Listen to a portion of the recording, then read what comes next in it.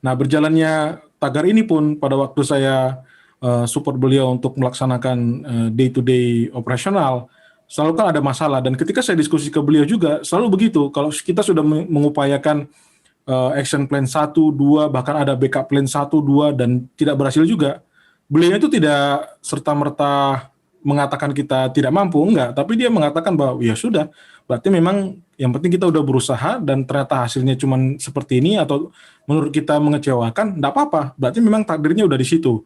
Tapi poin pentingnya adalah jangan pernah begitu ada masalah kita langsung menyerah gitu. Nah itu yang menurut saya tidak akan pernah saya lupakan karena saya percaya memang selama kita hidup ya kita berusaha gitu. Apapun masalahnya, apapun kendalanya, apapun tantangannya, jangan berhenti di tempat dan tidak melakukan apa-apa. Itu yang paling paling pantang sih buat seorang Pak Victor, seorang leader seperti Pak Victor.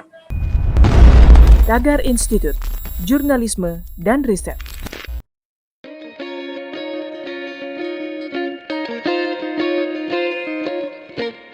Halo Tagarians, para penonton Tagar TV dan juga pembaca Tagar ID, terima kasih Anda tetap setia di YouTube channel Tagar TV.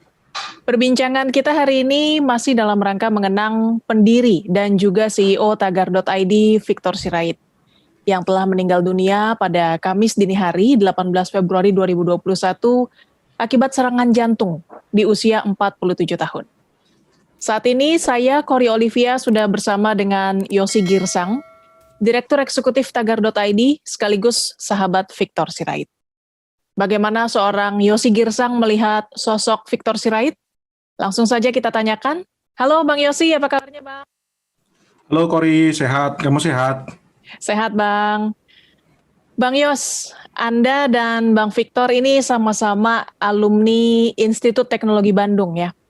Terkenal nih Bang, slogan di kalangan Ikatan Alumni ITB bahwa sekali teman, teman selamanya. Benar demikian ya Bang ya?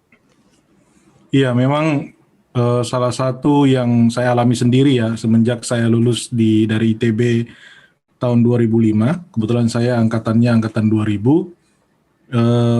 Bicara tentang ikatan alumni memang saya merasakan sangat kental gitu ya, dalam artian kita itu kalau sudah lulus dari kuliah dan bertemu dengan kakak kelas ataupun yang seangkatan maupun adik kelas, itu kecenderungan lebih cepat untuk nyambung, untuk baik diskusi maupun ya cerita tentang memori masa lalu ya. Jadi saya pribadi pun dengan Bang Victor ini sebenarnya bukan cuma sekedar satu alma mater di ITB, tapi juga beliau adalah satu jurusan dengan saya, kakak kelas saya di teknik mesin.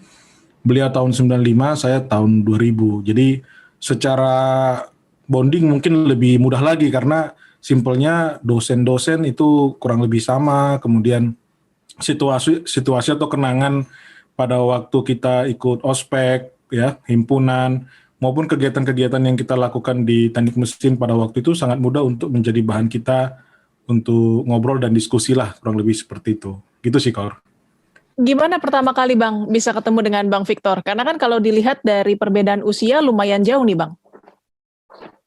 Ya, memang dari perbedaan usia saya dengan Bang Victor itu kurang lebih 9 tahun ya. Tapi kalau di angkatan kita berbeda 5 tahun. Waktu saya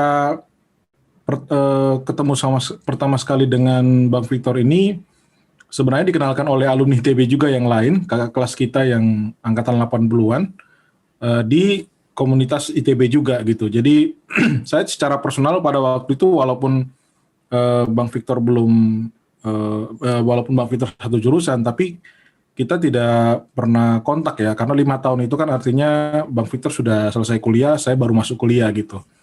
Namun pada waktu saya dikenalkan di awal itu oleh kakak kelas kita itu yang lebih senior tahun 80-an, waktu itu bicara tentang bisnis lah gitu. Jadi kebetulan saya memang spesialisasinya di dunia keuangan dan investasi, dan waktu itu perusahaan dari Pak Victor ini adalah yang intinya kita mau ada partnership atau kerjasama yang menyebabkan kita bertemu dan berdiskusi cukup panjang waktu itu di tahun 2019.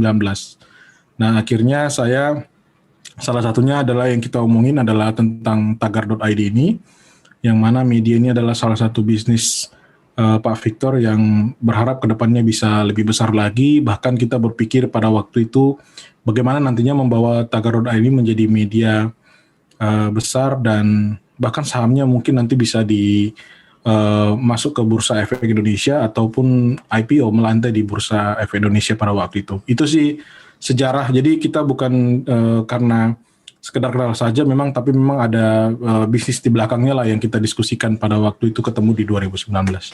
Nah, apa hal yang membuat Bang Yosi dan Bang Victor bisa cocok, jadi ada chemistry gitu, bekerja sama mengembangkan Tagar? Ya, jadi awalnya saya memang kontribusi di Tagar lebih ke menulis. Jadi menulis ataupun memberikan opini-opini saya khusus di pasar modal maupun dunia investasi, sembari membantu untuk mulai merapikan beberapa yang hubungannya ke laporan keuangan atau mempersiapkan dokumen-dokumen perusahaan yang penting yang hubungannya dengan keuangan perusahaan gitu. Karena tentunya kalau kita bicara perusahaan yang masih dalam skala kecil, itu butuh disiapkan fondasi yang baik sehingga nanti ke depannya semua prosedur yang sudah dibangun itu akan lebih mudah untuk dibawa ke skala yang lebih besar lagi gitu. Nah akhirnya sampai di titik saya melihat bahwa Pak Victor ini orangnya tidak, jadi straightforward ya, jadi tidak suka basa-basi dan itu sungguh buat saya itu sesuatu yang justru memudahkan gitu. Karena saya langsung tahu keinginannya apa dan saya jelaskan kompetensi saya seperti apa dan itu matching, maka akhirnya saya memutuskan pada waktu itu menerima tawaran dari beliau untuk support, membantu dan menjadi pelaksana lah istilahnya di Tagar, support untuk memanage tim kita supaya apalagi kita tahu pandemi ini kan tantangannya nggak gampang gitu ya, jadi butuh banyak pemikiran yang mana itu kita jalankan nggak cuma dengan saya dan Pak Victor, tapi dengan para founder yang lain juga maupun para direksi Tagar yang lain. Kurang lebih seperti itu, Kori.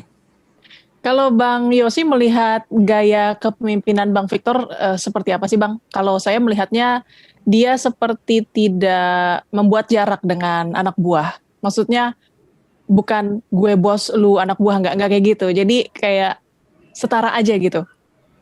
Iya, salah satu yang memang dari pengalaman saya sebelumnya kan pernah kerja di korporasi juga ya. Jadi saya punya pengalaman bekerja sama dengan rekan maupun saya punya atasan gitu ya.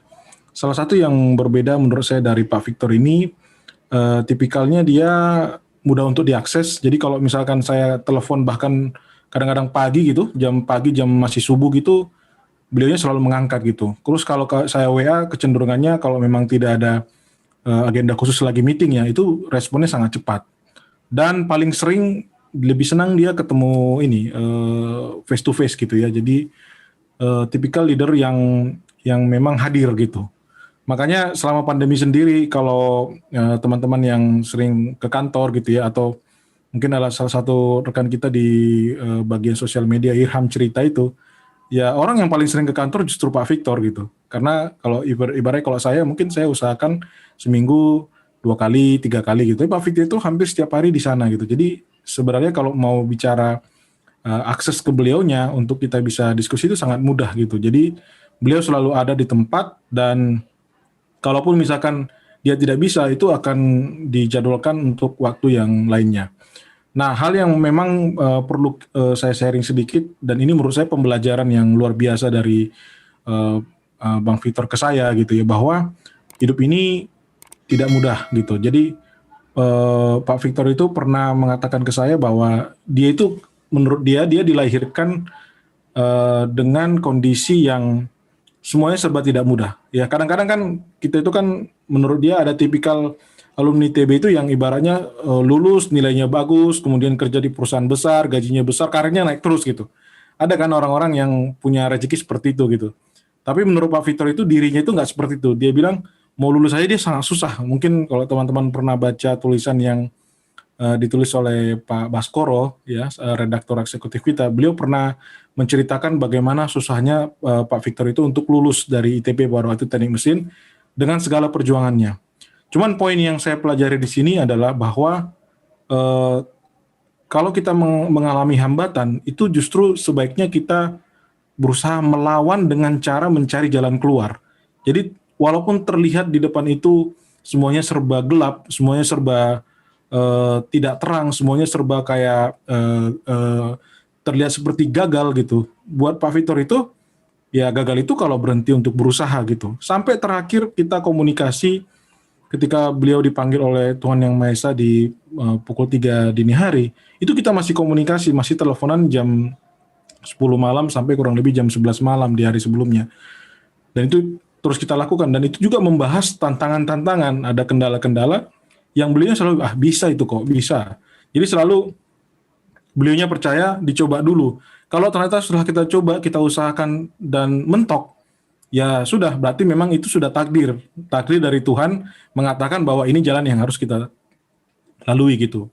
Nah, berjalannya tagar ini pun pada waktu saya support beliau untuk melaksanakan day to day operasional, selalu kan ada masalah, dan ketika saya diskusi ke beliau juga selalu begitu. Kalau kita sudah mengupayakan action plan 1, 2, bahkan ada backup plan 1, 2 dan tidak berhasil juga, beliau itu tidak serta-merta mengatakan kita tidak mampu, enggak, tapi dia mengatakan bahwa ya sudah, berarti memang yang penting kita udah berusaha dan ternyata hasilnya cuma seperti ini atau menurut kita mengecewakan, enggak apa-apa, berarti memang takdirnya udah di situ. Tapi poin pentingnya adalah jangan pernah begitu ada masalah kita langsung menyerah gitu. Nah, itu yang menurut saya tidak akan pernah saya lupakan, karena saya percaya memang selama kita hidup ya kita berusaha gitu. Apapun masalahnya, apapun kendalanya, apapun tantangannya, jangan berhenti di tempat dan tidak melakukan apa-apa. Itu yang paling pantang sih buat seorang Pak Victor, seorang leader seperti Pak Victor. Berarti beliau ini optimis dan positive thinking ya Bang ya? Betul. Mungkin saya tidak bisa ceritakan semua tantangan. Kebetulan saya secara personal sering lah kalau bicara diskusi bisnis, diskusi tentang proyek-proyek beliau ataupun rencana-rencana beliau. Itu kalau kita runut satu persatu, saya pribadi belum punya pengalaman menghadapi masalah sebesar itu gitu. Tapi beliaunya dengan segala cara berusaha untuk mencari jalan keluar gitu. Yang kadang-kadang saya berpikir bahwa oh iya ya, harusnya bisa begini ya. Oh iya, harusnya lewat jalan ini gitu. Jadi bahkan kadang-kadang saya dihadapkan pada posisi harus menego ke orang yang secara profil itu cukup tinggi lah di negara ini gitu. Dan beliau dengan gampangnya ngasih nomor ke saya gitu, untuk kontak, untuk negosiasi, untuk ketemu gitu. Yang kadang-kadang kita kan, namanya nggak kenal gitu ya, terus tidak punya sama sekali punya background hubungan sebelumnya dengan yang bersangkutan. Tapi buat Pak Victor itu merasa bahwa kita harus confident, kita harus percaya bahwa akan selalu ada jalan. Bila perlu itu gunung besar, bila perlu itu bukit yang tinggi, ya kita babat gitu. Yang penting caranya adalah dengan cara yang sesuai dengan aturan, kurang lebih seperti itu, Kori. Ya, dengan selalu aktifnya dia, sehat, semangat, benar-benar bisa dibilang kita semua sulit percaya ya dengan kepergiannya yang tiba-tiba ya Bang ya.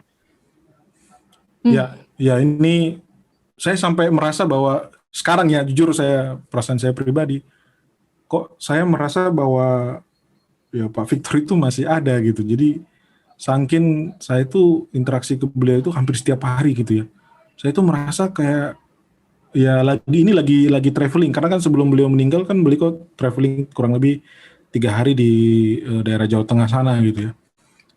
Itu kan otomatis pada waktu dia traveling itu mungkin intensitas komunikasi agak terhenti gitu. Nah sekarang itu kok saya merasa beliau itu lagi tugas kemana, ke luar negeri atau lagi jalan kemana gitu. Jadi saya masih merasa seperti mimpi lah, kurang lebih gitu, Kor. Oke, pertanyaan terakhir sih, apakah ada momen berkesan yang selama Anda mengenal Bang Victor? Ya, yang seperti yang saya bilang tadi sih, saya belajar satu hal dari Pak Victor, bahwa hidup ini tidak mudah. Sepanjang kita masih punya nafas, kita masih diberikan kesempatan oleh Tuhan Yang Maha Kuasa untuk mencoba, jangan pernah berhenti mencoba. Beliau selalu mengatakan bahwa selalu akan ada jalan, apapun tantangannya di depan, jangan dibawa stres, tapi usahakan kita menyelesaikan secara bertahap, satu persatu, sampai permasalahan itu bisa kita urai, supaya ke depannya kita bisa memperoleh hasil yang kita harapkan lebih baik dari sebelumnya. Jadi poin pentingnya adalah usaha, ya kerja dan kerjalah untuk semua apa yang kita lakukan dalam hidup ini. Jadi jangan cuma tidur-tiduran, jangan cuma pasrah, jangan cuma merasa bahwa gua gagal, gua nggak bisa gitu, nggak bisa kayak gitu. Kita itu hidup harus usahakan yang terbaik. Ya, bahkan saya ingat sekali beliau mengatakan bahwa tagar ini harus bisa besar gitu. Jadi itu salah satu amanah yang saya peroleh dari beliau. Semoga juga nanti tagar kedepannya bisa tetap berkibar dan semakin besar sehingga kita bisa melanjutkan perjuangan dan cita-cita dari seorang Bang Victor Sirait. Amin, amin. Baik Bang Yosi, terima kasih banget Bang untuk waktunya. Sehat selalu, sukses selalu Bang Yosi. Sama-sama Kori, terima kasih untuk interviewnya. Baik Tagarians, demikian perbincangan saya bersama Yosi Girsang, Direktur Eksekutif Tagar.id sekaligus sahabat Victor Sirait. Subscribe YouTube channel Tagar TV dan klik loncengnya juga untuk mengikuti video menarik membahas topik terhangat hanya untuk Anda. Saya Kori Olivia, Tagar TV.